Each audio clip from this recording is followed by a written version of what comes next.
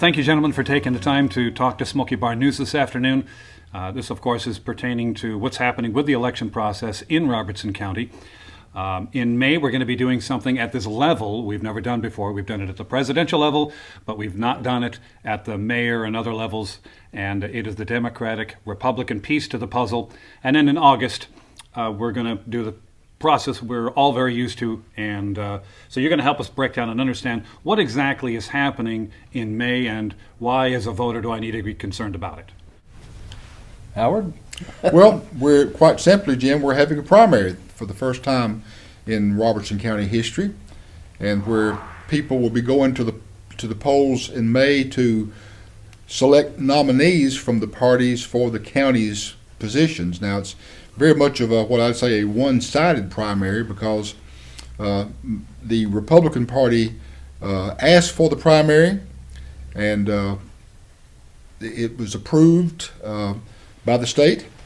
Although the county is picking up the tab for this to the tune of about $67,000. But the only Democrat that I'm aware that's on any ballot is a gentleman who's running for the county commission from District 3. So basically, virtually everybody who votes in May will be voting in the Republican primary, because that will be where the candidates are. And then, as you said, we'll actually be making the selection of those nominees in August, and that's when you'll see either the Republican candidate or the independent candidate on your ballot for August, and that's when the decision will actually be made. Some of the races don't have opposing. There's only one person on the side. Like Josh Evans, he's the only Republican candidate running for mayor. So therefore, that's the only one you will see on the ballot, because the other one running against him is independent.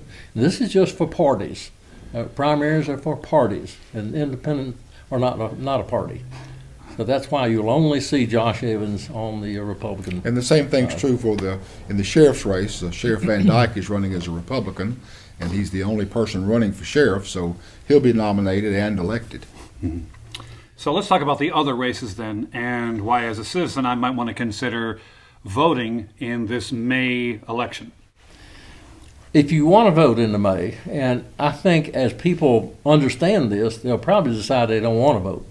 But if you want to vote, you're going to have to vote. You're going to declare a Republican primary you want to vote in to get any kind of votes, because everybody's running independent. Most everybody except one person who's a Democrat. But if you want to vote for some of these people, you're going to have to declare. Now, when I mean declare, when you go into a primary election and you go up to the machine operator, they're going to ask you, do you want to vote in the Republican primary or the Democrat primary? Now, here's a scenario. Say you have an old lady that's voted Democrat all her life, and she said, I will never vote Republican. Well, the problem there is she won't have anybody to vote for. Now, Howard's a Democrat, but he's going to vote Republican so he can vote for some of these people he likes more than he likes others. So in this particular situation, it's an odd situation because we don't have any Democrats running, but if you want to vote for anybody, you're going to have to say Republican. That doesn't make you a Republican. That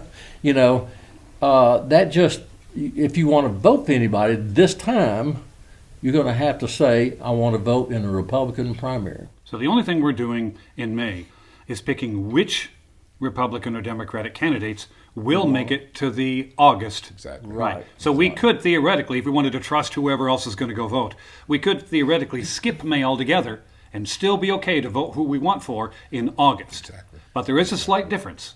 Unless, like in case of the Registrar of Deeds, there's 3 people running Republicans.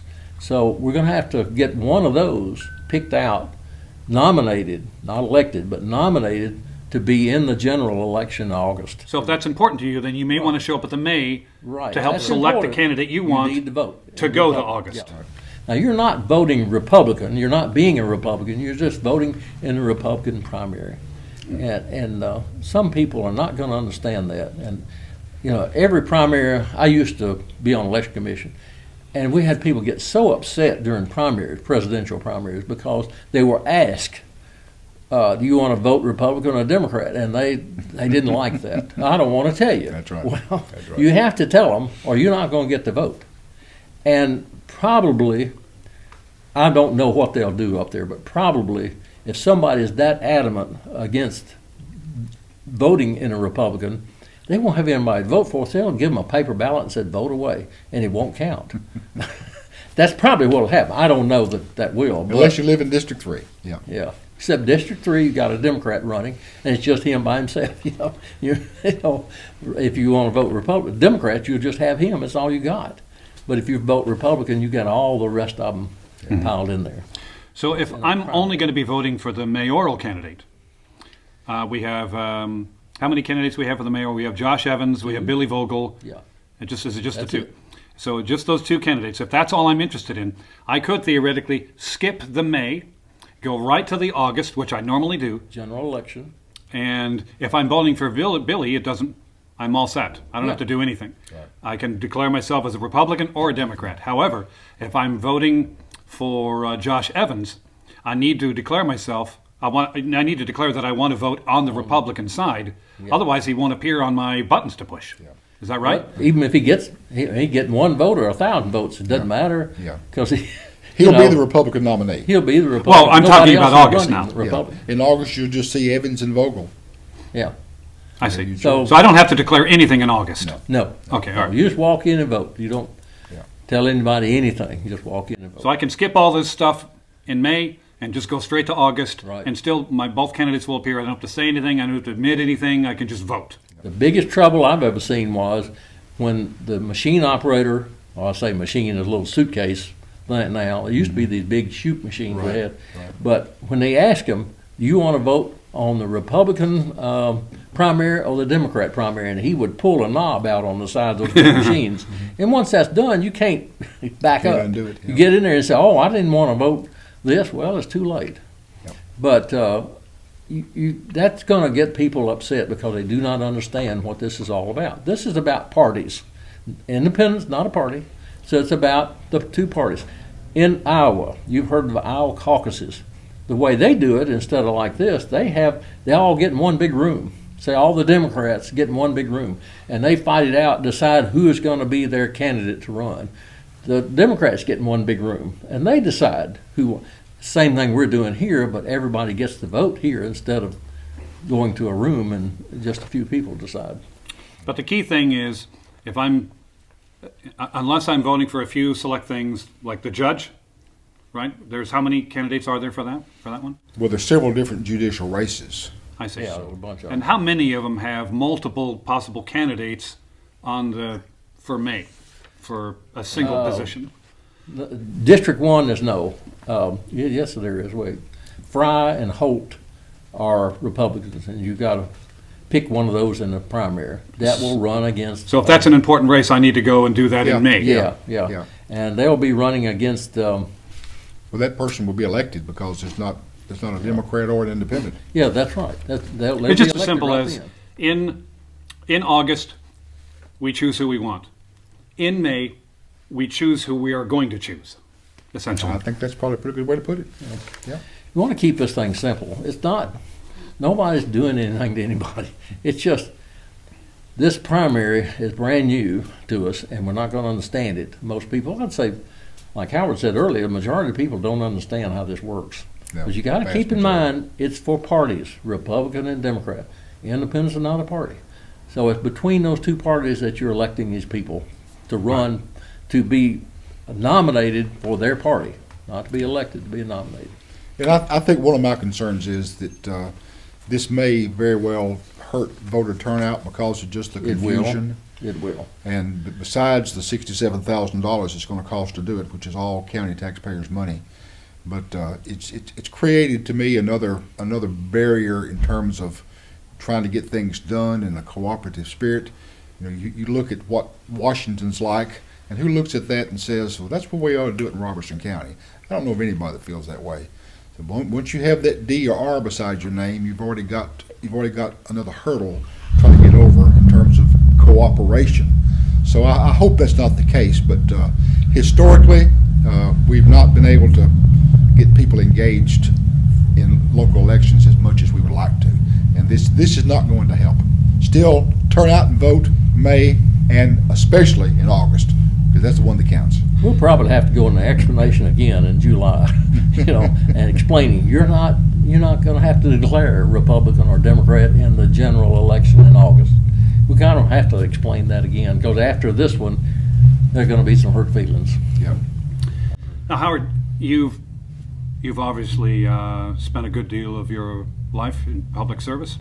In fact, if I know the numbers right, you never lost a race.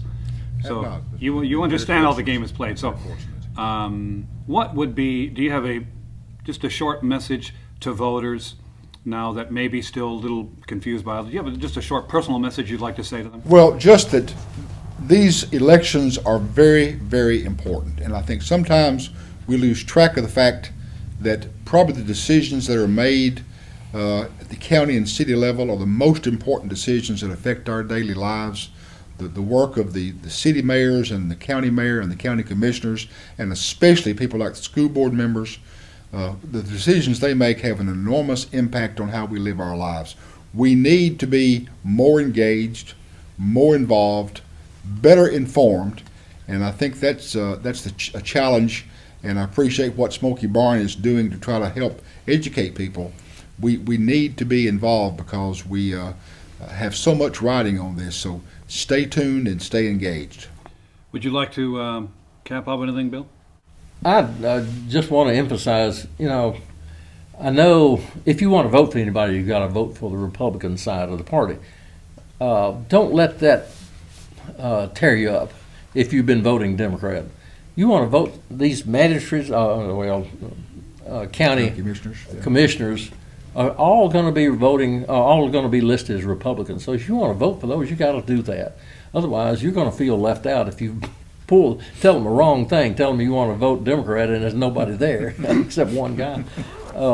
So just this is new. We get set in our ways about all this political stuff. Just this time, bottom line is go in there and tell them you want to vote on the Republican side, and then you got somebody to vote for. General election, all that goes away. So it's going to be easy. All right, gentlemen. Thank you very much for helping us clear that up.